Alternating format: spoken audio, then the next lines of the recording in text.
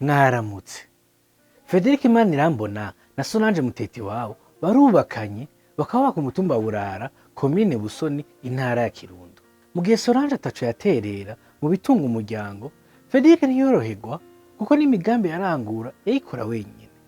Icyumviro co guhamagara abo bubakanye ngo bamusange mw'ishirahamwe cavyaye inyungu zitari nke kuko catumye Solange ahinduka. Je nabanje guca mw'ishirahamwe. Iryo shirahamwe ndariciyemwo turakorana neza naryo. Iryo shirahamwe ryarampaye udufaranga nca ndaba ko nogabanyiriza ku umudamu nawe nca ndamuhimiriza kwaja nawe mw'ishirahamwe. Yakoze neza, nabonye yuko akija mw'ishirahamwe ahubwo vyarasumvyeho twahora imbere y'igihe. Nukuri ubu je mbona bigenda neza. Twarabaye ngaho je mba aho nicaye, umushinga ntaza arajya kurondera wenyene. Aja kurondera wenyene nicaye, yagiye mw'ishirahamwe agurana ingurane, aradandaza. Abona ariko arakora bigenda neza. Camwe ati nawe burya wonyaruka uja mw'ishirahamwe, nawe ugakora nkuko niko ndakora, usanga turiko turiteza imbere. Twe turakora turi mu mashirahamwe. Ubwo nyene turakora uko nyene, niyo turose nyene ibintu urumva nta urinda kurondera ngo naka mpiki urakigura ubona ukura kutwo wakoze. Ariko tukaja n'inama tukaza turabika muri ya nyungu turose muri ya ngurane kugira tuzoze turagura agatongo kandi tugira ko twishura. Ihinduka rya Solange ryatumye ubutunzi bw'uwo muryango bwisununura.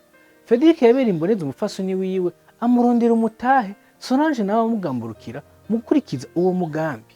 Jewe ico nabonye ciza cane gusuma, umudamu afise agatahe nawe agenda kugira acuruze nawe aronke n'igihumbi ca bibiri za tomate ntazo ukiguze, akura kuri za zindi ariko aracuruza, nawe agataha aho umupfungo akarenza ku n'igihumbi canke n'igihumbi n'atanu.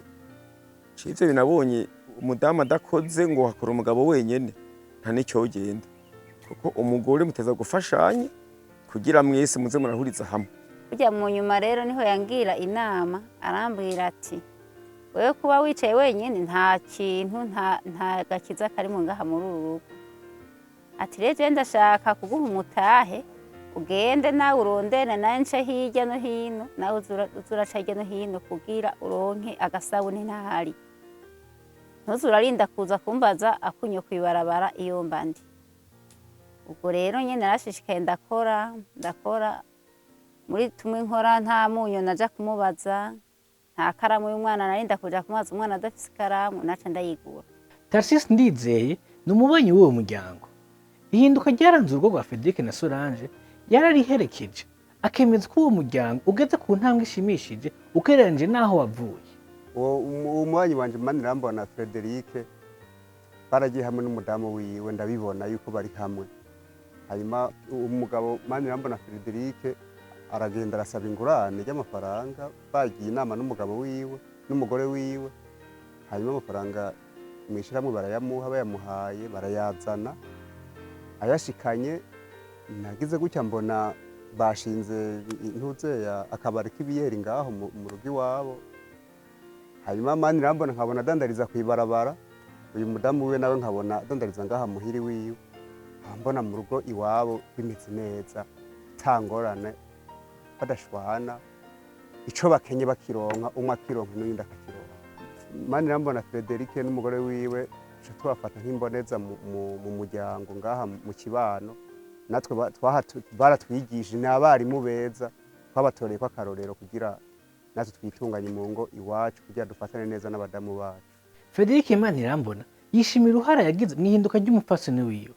Ahamagara abagabo bataratahuza abapfasoni babo mu bikorwa by'iterambere kwikubita agashi kuko iterambere ry'urugo ari babiri. Je nohimiriza abandi bashinga ntahe ko bafasha abakenyezi babo bakabahigira imitahe, bakaza barakora nabo bagahuriza hamwe.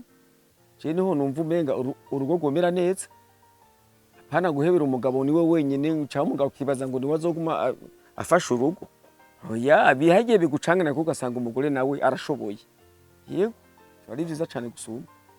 Nywanyi, aho uherereye abashingana baba bashigikira abafasoni babo ngira ngo ry'imigambi y'iterambere. hari ico woterera kugira ngo abafasoni bagire uruhara mu iterambere ry'ingo? Twandikiye muri commentaire ubwite ushikirije.